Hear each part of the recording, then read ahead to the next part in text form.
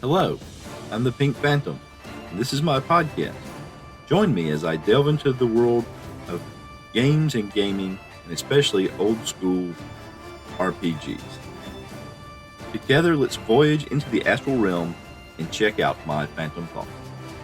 In this episode, we're going to hear from Jason from the Nerds RPG Variety Cast, Spencer, aka Free Thrall, from the Keep Off the Borderlands podcast, and BJ from the Arcane Alienist podcast. I'm also going to talk about how to enhance the fighting abilities of fighters with a few little tweaks here and there. And then finally, we're going to have a couple more events that have happened in my Tales of the Dragon Slayers campaign. So let's get to it. Hey, Jason here on episode 87. I'm not 5 minutes in, so this might all get addressed later. But the thing with Riverside is, and of course Joe will have to, from Hindsightless, will have to speak to accessibility of Anchor versus Riverside. I can't speak for him on that. But the big issue is, yes, there's a Riverside app. You can record on the Riverside app and edit that once you get to the laptop. But the issue is all the editing and publishing stuff is going to have to be done on a laptop. You know, with Anchor, previously, you could do everything from your mobile device, from your phone or tablet. But now that's been removed. Well, not yet, but in June it will be removed because Spotify isn't going to have, well, it's not going to have any editing from what I can tell in Spotify. You're going to have to do all your editing in Riverside, and then you'll be able to publish your final product through Spotify, but you're going to have to do it on the laptop.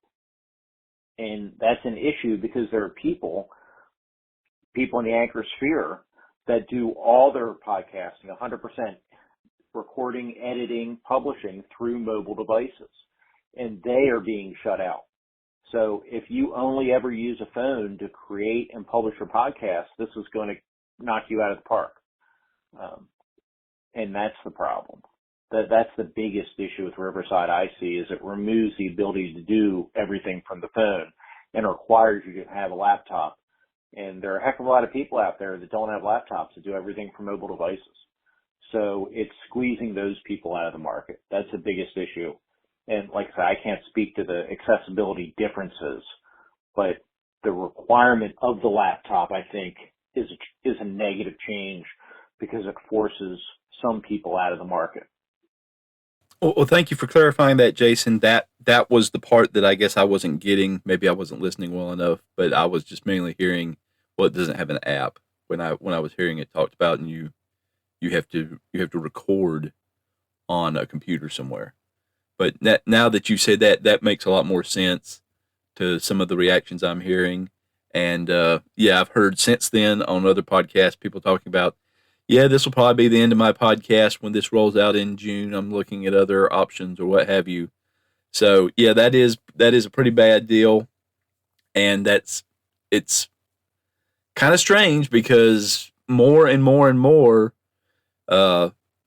businesses and apps and programs and stuff are moving to where you can do everything on the go from your phone. You can do it in your car. You can do it when you have a few minutes sitting aside somewhere. That's what a lot of the apps are actually designed for, so that you can have access immediately.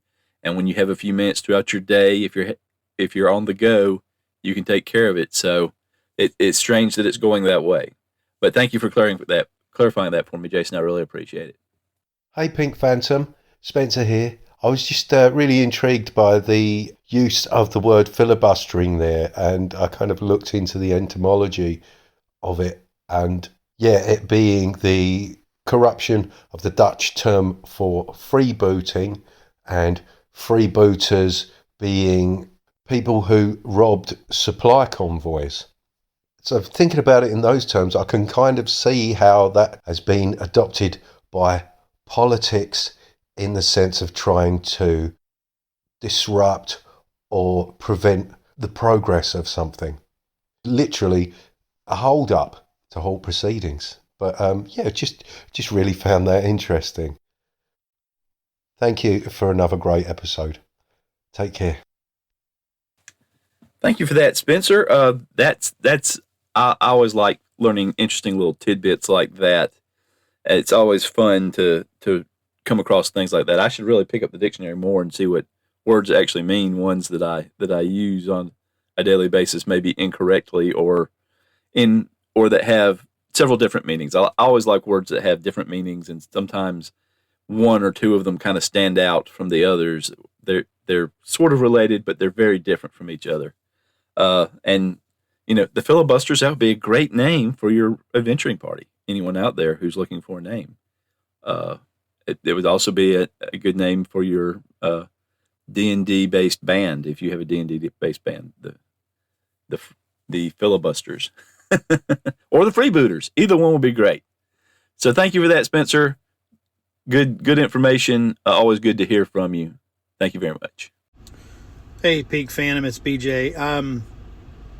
Enjoyed your final delve into muster, looking at the glossary and some of the terms, and when you circle back on things like legitimacy, validity, things like that, I think was that the term?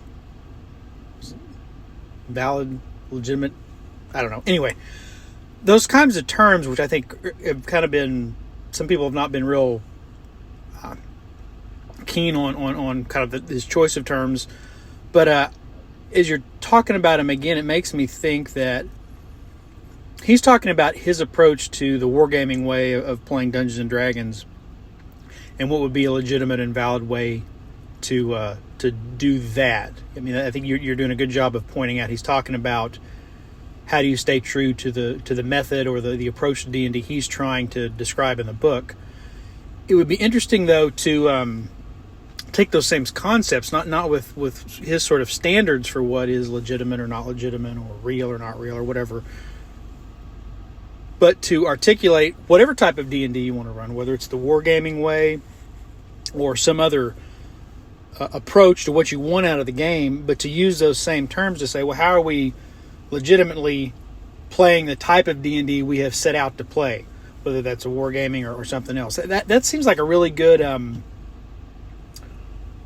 maybe session 0 discussion to have, and to make sure everybody's clear on what we're setting out to do here, that may help manage expectations. So I think there's something useful there, even if you don't want to play D&D in the wargaming way. He's got some ideas about how you sort of set your parameters to help everybody understand what kind of game you are trying to play, whatever that may be. So interesting. Those thoughts just kind of popped into my head as you were going through the glossary of terms. So well, it's another great episode. Really enjoyed it. So I will talk to you later. Thank you for the call, BJ. I do think it's easy to listen to other people talk about their preferred style and take it as a judgment on another style, maybe in particular if it's the style of play that you prefer. And word choice has a lot to do with that, but comparative choices require comparative language. And sometimes a particular word choice, you have a personal association with what that means, and it kind of sets you off. It's like that's poor word choice. Sometimes maybe you make a word choice when you're being descriptive and you're not actually using the term correctly, so other people get the wrong idea about what you're trying to say.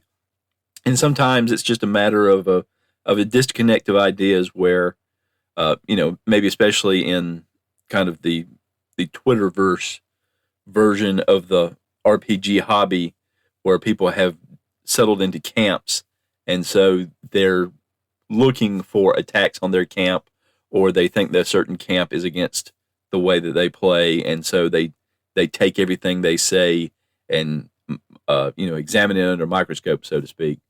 But I do think in this case, the author who is not a native English speaker, is from Finland, is using language sort of by the book language, and it's being used in a way just to separate the style of play he's describing from other styles of RPG, because he does contrast that in various parts throughout the book, talking about other styles of play and kind of categorizing what they are and how especially, I know there's one page that describes objectives that are different from the wargaming way of objectives. So I think that's very, very good to point all that out. Thank you for calling in with that call. So one of the things in TSR era that I hear about in TSR era type game systems, AD&D, BECME, BX, things like that, is that the fighter kind of loses its luster at higher levels because they don't have any special abilities that really grow with level. They get the ability to dish out more hits over time, 3 hits every 2 rounds, 2 hits every round, that sort of thing. And if you add in some of the weapon specialization rules that can be, I think, optional in some areas, or weapons mastery rules that you can add in at higher levels, they can do more damage that way. But overall, the general idea is that the spells that become accessible to clerics and magic users give them a lot more impact on the battlefield than the fighter, which is supposed to be the battlefield class. So I came up with some ideas that could kind of mitigate that, especially at the lower levels. And these aren't overwhelming. The fighter is not going to be one-shotting a dragon with these or anything, but just something that can make them a little more effective in combat and something that can build over time. So one of these is automatic damage. Doing damage equal to the level to any opponent within range. This is in addition to a specific hit roll. So they would still have their regular hit roll attacks, but they would have just this regular damage that is representative of the fighter's just ability and prowess in battle to hurt their opponents. It can be in addition to the specific strike on an opponent, or it could be a different opponent. So if they're in a situation where they're dealing with a mob type creature like goblins or orcs, where there's a lot of them, and the fighter's confronted with more than one opponent at a time, that would give them the ability to damage multiple opponents without having to especially if they haven't reached the level where they have multiple hits. In terms of ranged attacks, it would be, well, there's 2 possible ways. It could just be something that adds on to a successful attack, or it could be that when you make a ranged attack, you will automatically do this damage. So you will get some damage on an opponent when you take a ranged attack, but you could also get the hit roll and have this damage plus the damage from the regular damage from a sling stone or an arrow or crossbow bolt. And then you could also extend this if you wanted to and say at higher levels, when, again, other characters gain the spell abilities to damage multiple opponents heavily at one time, you could say that maybe at 5th level or 7th level or somewhere in that range, that they can inflict this level damage on all opponents that are within range. So if they have 2 or 3 opponents in their front arc, basically anything that's not behind them that they can't defend against with their shield or whatever, because they wouldn't be able to really attack those groups anyway, but they can damage them with that automatic damage. So another idea was the automatic rehit. And they're facing an opponent, a harder opponent that they can't necessarily take out in one shot. Once they have a successful hit roll against that opponent, that means they've taken the measure of that creature's defenses. A combination of armor and dexterity or tough hide or what have you. So once they can do damage, they will automatically hit it every round until they have dispatched it. But then when they go to their next opponent, they will have to start over again. It's not dependent on the type of monster. It's dependent on the specific opponent. Because each opponent is going to have their own idiosyncrasies, even if they're the same type of a creature. Another one is, and this goes, if you're not using encumbrance rules, this wouldn't have any effect. But if you're going by regular type of encumbrance, armor usually has an encumbrance factor to it, even if the character in question is not carrying a lot of weight. But there are certain types of armor that are automatically bulky armor, and so that restricts their movement, or they're fairly bulky. And so what I would have the fighters be able to do, because again, this is sort of their natural environment, they would treat armor as one encumbrance class less. So armor that would be bulky for other characters and would slow them down greatly would only be fairly bulky for fighters and wouldn't slow them down as much. And fairly bulky would be like non-bulky. And I can't say bulky very well for some reason right now. But that's the idea for that. And again, that could be something where that you could scale it up at some point where in somewhere in the mid levels you could say they treat all armor as non-bulky. And so that would give them the advantage in movement, an advantage in, keeping them able to keep up with the party, able to, moving toward the enemy, away from the enemy, or just moving around in general, not slowing things down, and still being able to take advantage of the fighter's natural ability to use any type of armor. Another idea I had was, and this is very specific to a lot of TSR era D&D, if you're not using weapon versus armor, the weapon versus armor tables that give advantages and disadvantages to some weapons against certain types of armor, this isn't going to matter. But the fighter would be able to ignore penalties on the weapon versus armor table up to their level. So that would be on both attack and defense. So if they have a weapon that would have a negative value attacking a certain type of armor, they could ignore that up to their level. So if it was a -1, -2, -3, if it was a -2 and they were first level, it would just be a -1. If they were -3, if they're third level, then they could ignore anything up to a -3. This doesn't give them any additional bonuses at other levels. It just negates the penalties. And I think this is particularly important at lower levels where the fighter ability to use any type of weapon comes into play, because fighters are going to be choosing weapons to give them advantage on that table. But sometimes, you can't carry every weapon, so you're still going to run into situations where you would have penalties, and this would help negate that. And again, it would represent their prowess with weapons and on the battlefield. And on the flip side, they can negate advantages that certain weapons have against their own type of armor. If they're facing an opponent, say with a two-handed sword that has a bonus against almost every armor class, every armor type, they could negate that up to their level, giving them a greater ability to avoid being hit. So I think those two things would go together. And that would also help bring into play, weapon choice, which once you start getting magical weapons with +1 or +2 and you start negating some of those penalties, it reduces the need for that kind of choice. I think this would help put it back in, because you could have weapons, you could go with weapons more based on maybe their damage. What their damage is, if you can negate the penalties, then you would have the opportunity to do more damage with some weapons than others, even if the weapons you'd be using otherwise would just be a straight magical weapon of some sort. So that was another idea. And then one final idea was that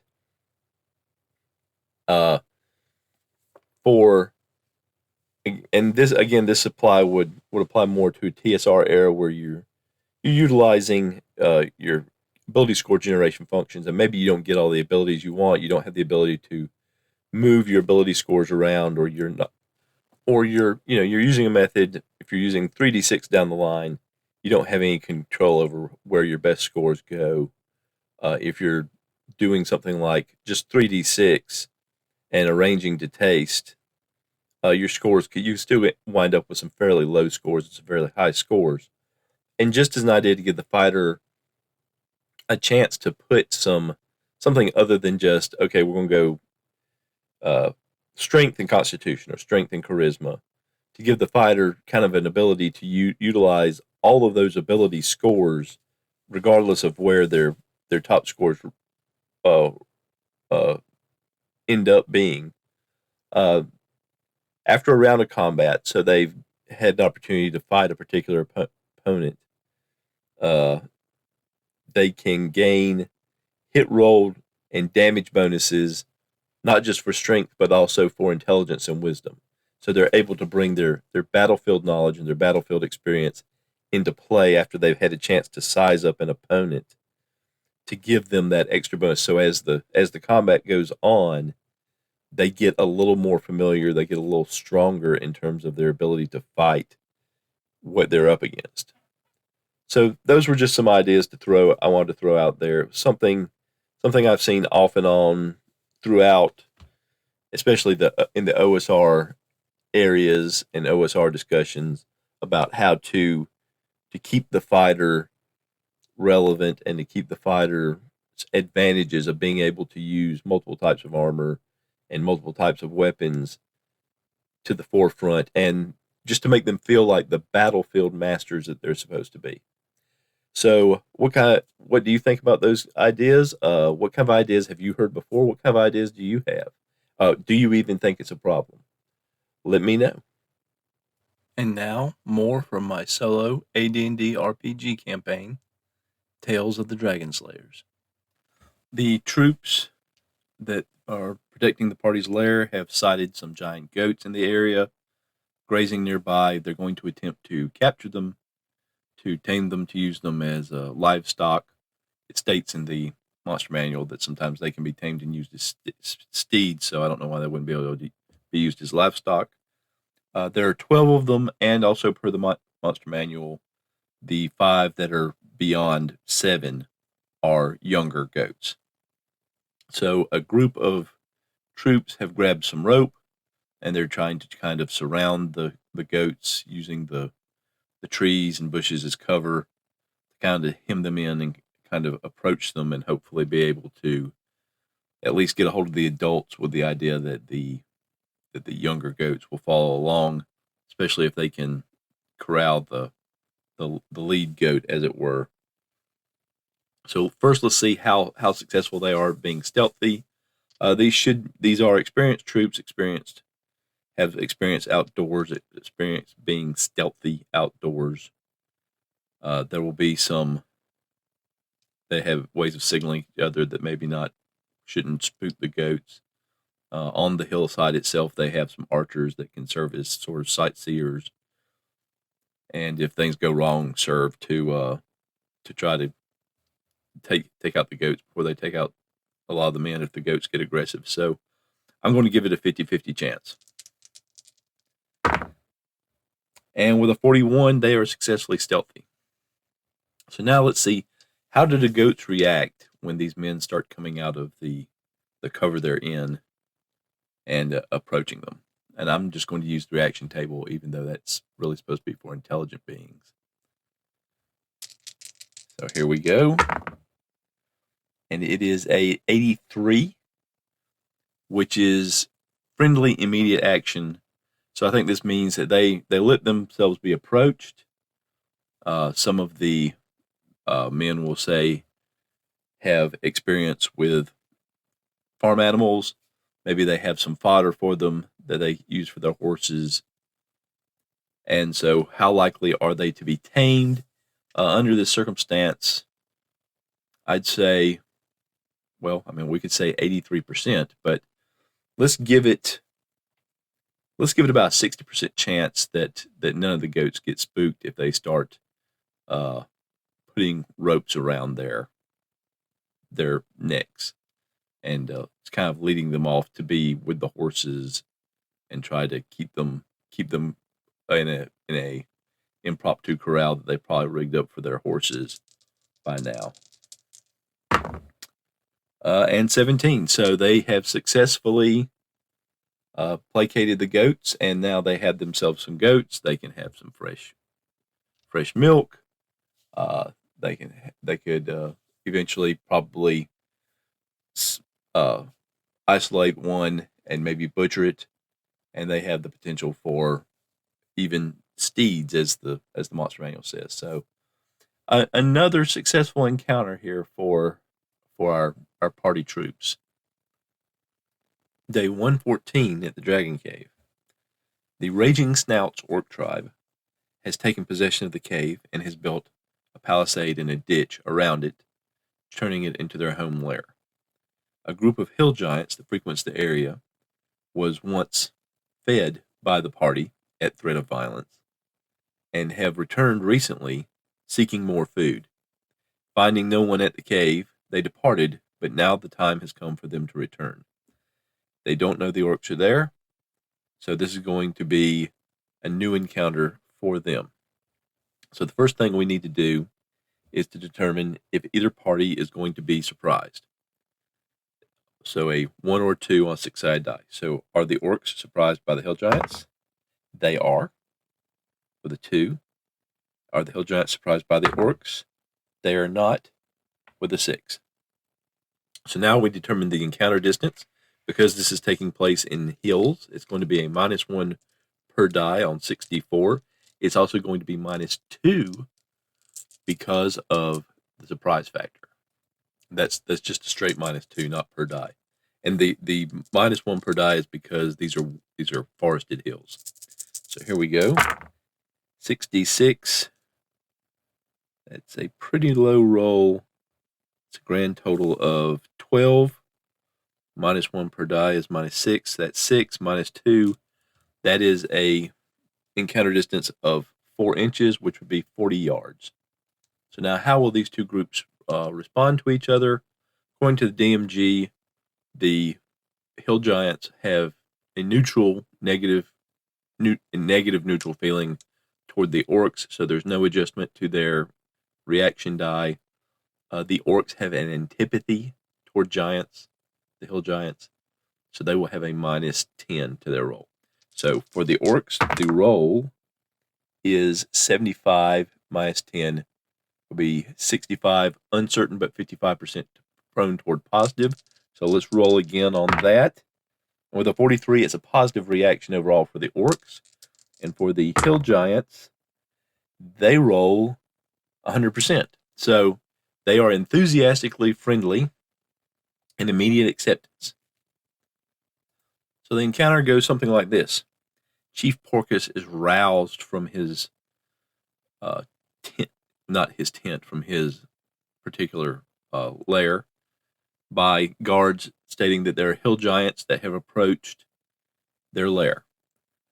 He responds to the wall, and there are hill giants there demanding food, stating that they have come here for food, that they have gotten food here before, and where are the people who provided them with the food.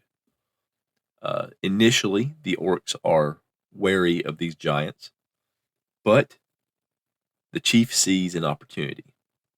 So he speaks with the giants and tells them that they have recently taken possession of this location and they would be more than willing to provide them with some food because there was a very successful hunt earlier in the day, and that they would they be interested in returning more often for food in return for aid when the orcs ask for it.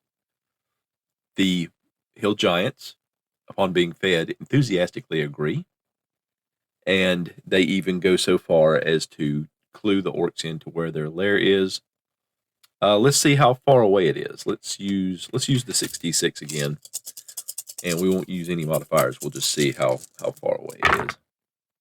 So with a roll of 17, that would translate on encounter distance to 17 inches, which would be 170 yards. I'm going to multiply that by 10. That's 1,700 yards. That's roughly a mile. So their lair, the hill giants' lair, is roughly a mile away. And that makes sense if the giants are frequently moving through this area as they move around looking for treasure, looking for food, and things like that. And so now there is the option of a giant presence anytime that these orcs are encountered by, say, the party or anyone else. It could prove useful with the hobgoblins, essentially a day's journey away. The orcs, it's understandable that those orcs and those hobgoblins are probably going to have some friction at some point. So the orcs have potential allies in the area, and always that potential for a hobgoblin to simply be, a hill giant to be stopping by for a snack, should the party ever try to return to recover the rest of the dragon's treasure, the silver and the copper that they left behind. So that's kind of an anticlimax after kind of the buildup I did of making sure how to build up palisades and seeing what the time would be, anticipating a confrontation, but the dice do what they do, and the world spins how it spins, and that's the way the game is played. So that was fun. Hope you enjoyed hearing it.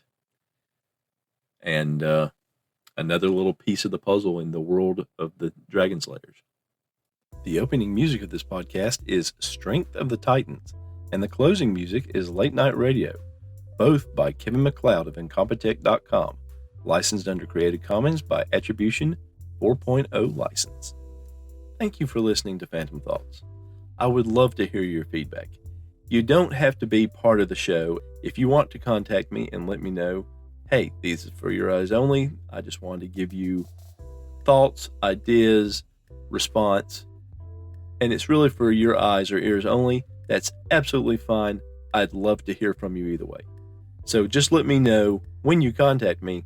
Just, I don't want to be part of the show. There are lots of different ways you can contact me. You can send me an email at phantomthoughtspodcast@gmail.com. And that can be a regular email, or you can attach an audio file to it.